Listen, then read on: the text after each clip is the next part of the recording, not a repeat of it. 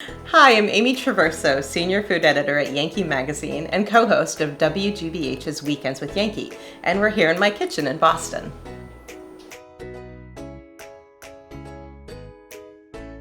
So here's my advice for new cooks starting out who might be intimidated. Before I started cooking, I thought it was this like magical alchemical thing and you had to study for years and you had to sort of, inherit some wisdom from the ether to be able to cook.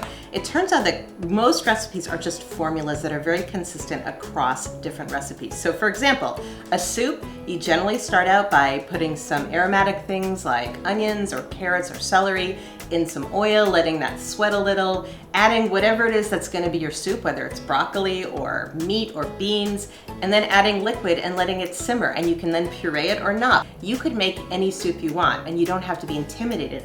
And if it's not great, Julia Child always said, never apologize, never explain. And I just remember that whenever I feel bad about a failed first time recipe.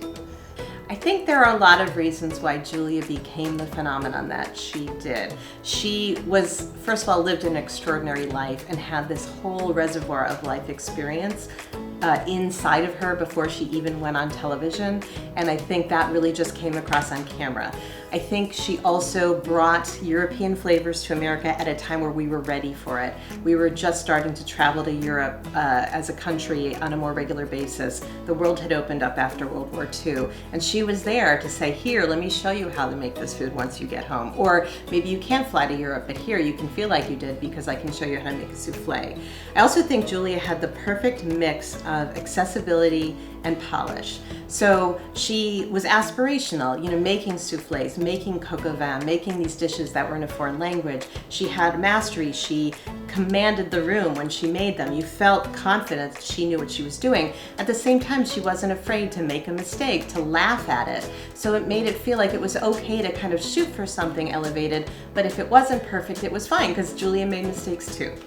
So I never had the honor of meeting Julia, but I did get to talk to her on the phone once. I was a very young editorial assistant at Boston Magazine, and we wanted to send her an invitation to a party. So I was told we'll call her assistant and get the right address. So I called the number we had on file, and the phone rings, and then I hear, hello, and I almost fainted. I mean, it was amazing. She answered her own phone. She was perfectly lovely. It was a brief conversation. She very politely gave me her address and signed off in a friendly way. But I am so deeply grateful that I at least got to talk to Julia Child in my lifetime.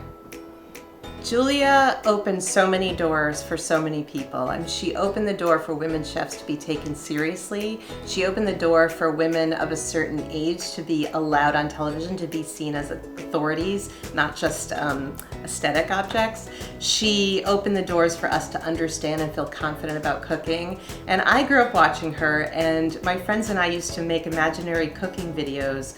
They sort of inspired by Julia. We would do cooking shows using a giant VHS camera at the time.